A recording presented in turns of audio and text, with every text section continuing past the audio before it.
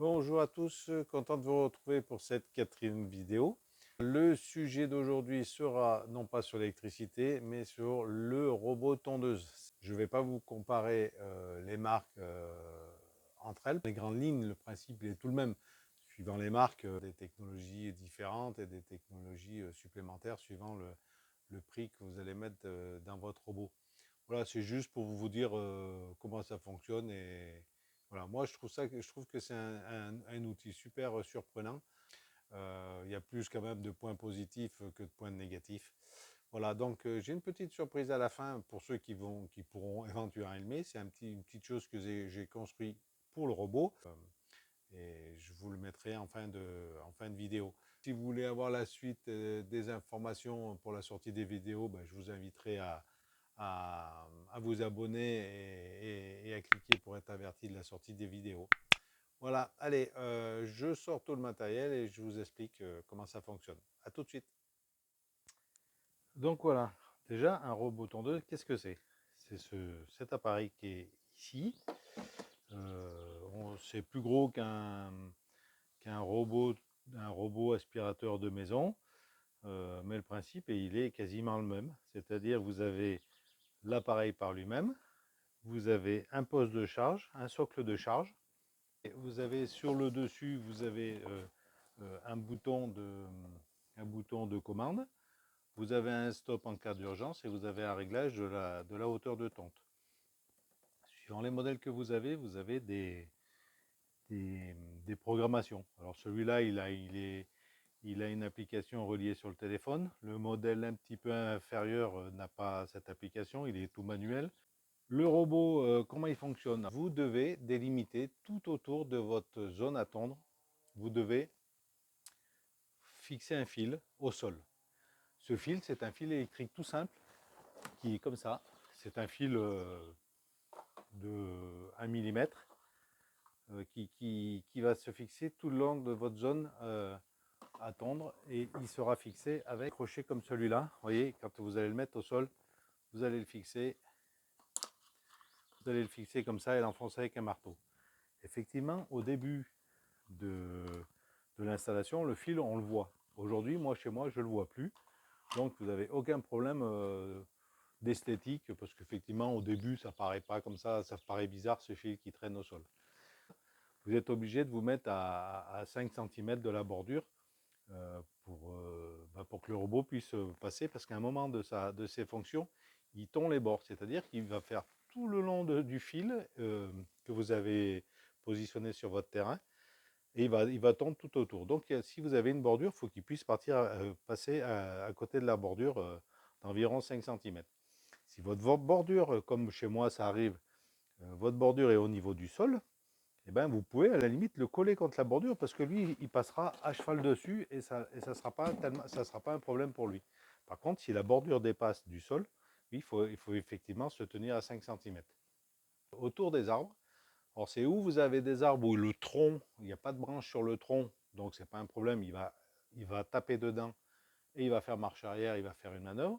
Par contre, si vous avez un endroit où c'est du feuillage vraiment en bas, vous êtes obligé, il va falloir délimiter autour de l'arbre pour voir, pour qu'il puisse manœuvrer et pour éviter de rentrer dedans et rester coincé. Donc il y a une petite manip à faire sur le fil, c'est contourner l'arbre avec le fil, faire une boucle et revenir sur la suite de votre positionnement de fil. Quand vous faites autour de l'arbre, il y a un respect de... Vous partez autour de l'arbre et vous revenez, et au milieu, votre fil revient et il faut qu'il soit espacé de 2 cm pour que le robot, lui, puisse passer dessus au cas où, sans qu'il se dise, ah tiens, vu que ça serait un fil tout seul, il pourrait dire, ah ben je ne peux pas passer parce que c'est ma limite. Sauf que s'il a deux fils, lui, et qui sont espacés de 2 cm, bah, technologiquement, il sait qu'il a le droit de passer par-dessus. Je vais vous faire voir comment on fait pour monter le câble. C'est très très simple. L'électrique que je parlais tout à l'heure, qui est là, voilà, qui est bon, sur la bobine. Vous avez votre bordure qui est ici, et le robot, en fait, il va venir détecter le fil qui est comme ça. C'est-à-dire que quand il va arriver d'ici, il va s'arrêter ici. quand il va faire les bordures, il va rouler dessus parce qu'il va détecter le courant qui passe dans le fil. Donc le principe c'est quoi? Le principe c'est de mettre le fil, voilà, et vous le fixez en fait comme ça, tous les 50 cm. Vous fixez un crochet tous les 50 cm. Voilà, vous fixez un crochet tous les 50 cm. Ce que je vous disais tout à l'heure, qu'effectivement c'est pas très beau parce qu'on voit le fil. Et si vous regardez bien, moi dessous, à cet endroit-là, j'ai déjà un fil. Le fil, il est caché, on ne le voit plus. Donc le but c'est de faire ça tout le long de votre terrain pour délimiter les endroits où votre robot ne doit pas sortir. Donc voilà, après avoir délimité tout le long de votre terrain, vous n'avez plus qu'à le mettre en service. Vous voyez ici j'ai des endroits où il manque un petit peu d'herbe. On voit un petit peu le fil, voilà, il est ici. Et vous voyez qu'à côté, donc on peut le retrouver là. Et donc par logique, il est à côté. Nulle part on le voit. Si vous avez un arbre comme celui-là, vous êtes obligé en fait de faire tout le tour de l'arbre.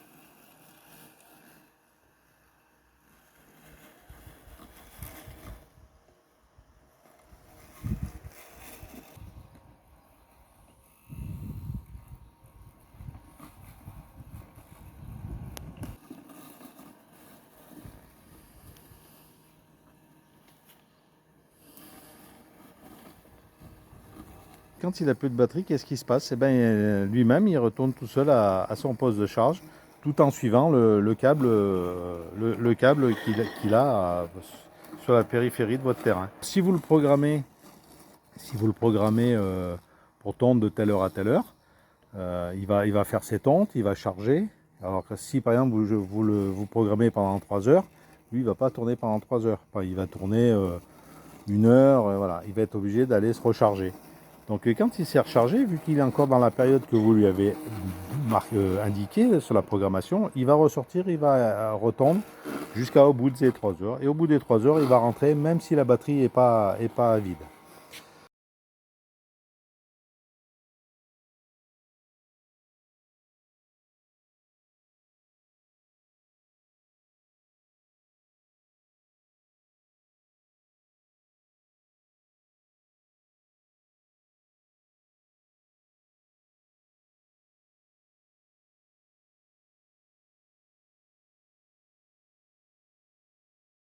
Il a tendu toute cette partie, vous voyez, on voit légèrement les traces de coupe, mais sinon, je dirais que c'est parfait, quoi. Là, il y a le fil. Vous voyez, du coup, le fil, le gêné d'un côté, ben, il se tourne dans l'autre.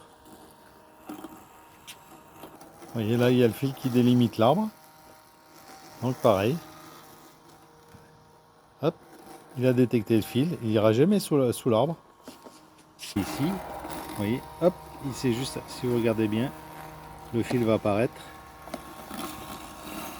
Voilà, le fil apparaît ici, donc voilà. Donc lui, il va toujours s'arrêter ici, et ainsi de suite. Ah bah oui, et bah, je vais vous faire voir la petite surprise que je vous avais prévue. Voilà, bah, je vous dis à bientôt pour la prochaine vidéo. Bye bye.